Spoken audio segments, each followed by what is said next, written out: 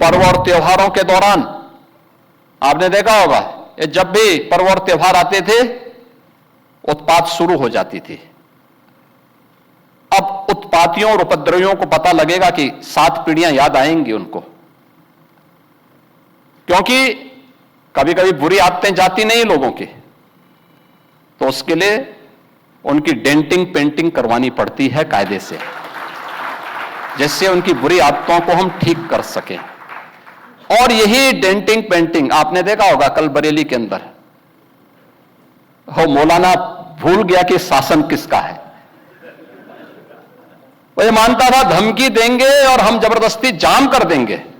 हमने कहा जाम नहीं होगा, कर्फ्यू भी नहीं लगेगा, लेकिन कर्फ्यू का सबक तुम्हें ऐसा सिखा देंगे कि तुम्हारी आने वाली पीढ़ी दंगा करना भूल जाएगी। क्या तरीका है जी? आप सिस्टम को ब्लॉक करना चाहते हैं। और यह प्रवृत्ति थी यूपी के अंदर, 17 के पहले यही होता था। और हम इसी बात को कह सकते हैं कि 17 के बाद हमने कर्फ्यू भी नहीं लगने दिया, लेकिन ऐसे बैरियर को चुन चुन करके वे जिस प्रकार की भाषा को समझते थे उस प्रकार की भाषा से उनको समझा करके उसको उसकी सजा दिलाने का काम भी किया है। और उत्तर प्रदेश की ग्रोथ स्टोरी यहीं से शुरू होती है।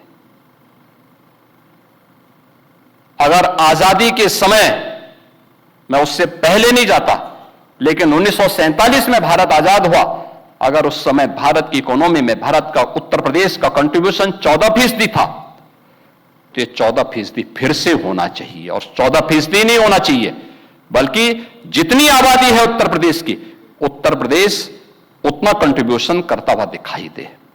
ये हमारा राष्ट्रीय धर्म है और दायित्व भी है, और उसी के तहत ये सब कार्य योजना बन रही है। उत्तर प्रदेश के अंदर इंफ्रास्ट्रक्चर अच्छा हो, 17 के पहले कोई कल्पना भी नहीं करता था। आज देश के अंदर 55% एक्सप्रेस वे उत्तर प्रदेश के पास हैं।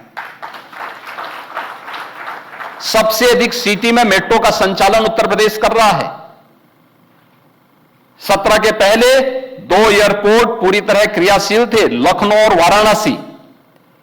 गोरखपुर और आगरा आंशिक रूप से क्रियाशील थे। गोरखपुर में एक फ्लाइट आती थी, कभी भूल से आ गई,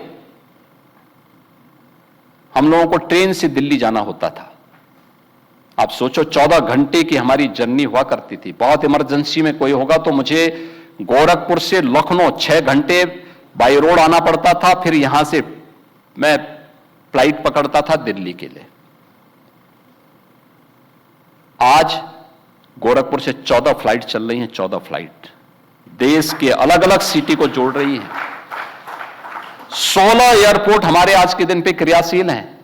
देश का सबसे बड़ा एयरपोर्ट हम अगले महीने देश को समर्पित कर रहे हैं, नोएडा इंटरनेशनल एयरपोर्ट। यानी ये उत्तर प्रदेश वही है जो पहले बीमारू था। बीमारू था नहीं, बीमारू बना दिया गया था। बीमारू मानसिकता वालों ने इसको बीमारू बना दिया था। ये बीमारू मानसिकता वही है जो परिवारवाद और जातिवाद है, ये बीमारू मानसिकता है। और इसी बीमारू मानसिकता ने उत्तर प्रदेश को बीमारू बना दिया था। परिणाम क्या था?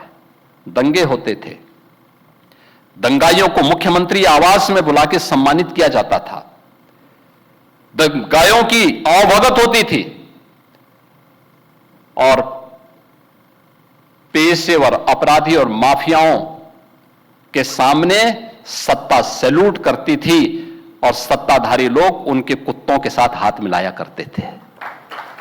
आपने वो दृश्य देखे होंगे, कैसे सत्ता का मुखिया एक माफिया के कुत्ते से हाथ मिलाकर के अपने को गौरवान्वित महसूस करता था।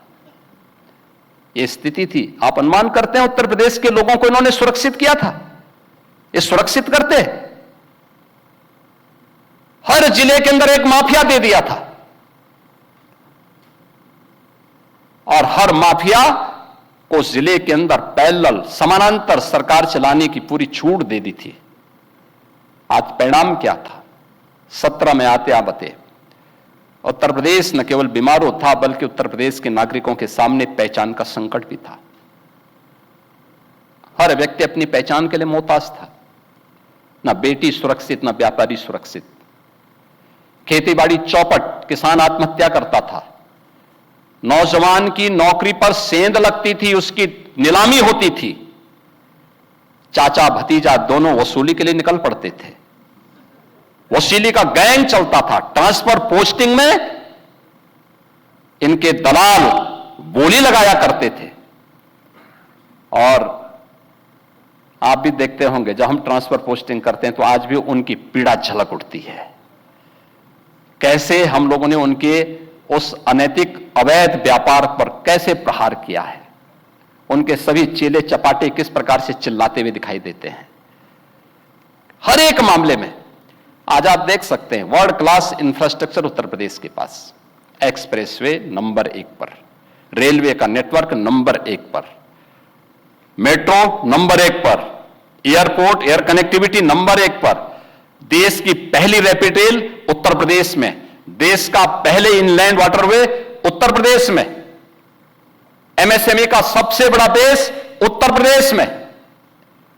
और उत्तर प्रदेश आज फिर से गन्ना उत्पादन और चीनी उत्पादन में देश के अंदर नंबर 1 पर, इथेनॉल उत्पादन में नंबर 1 पर, खाद्यान्न उत्पादन में नंबर 1 पर, सबसे बड़ी युवा आबादी का राज्य होने के साथ साथ सबसे अधिक नौकरी भी देने वाला राज्य बन चुका है। अगर आपको यह हमारा वीडियो पसंद आया हो तो इसे लाइक और शेयर करना बिल्कुल ना भूलें। साथ ही हमारे चैनल न्यूज गंगा को सब्सक्राइब और फॉलो जरूर करें ताकि देश और दुनिया की हर बड़ी खबर आप तक सबसे पहले पहुंचे।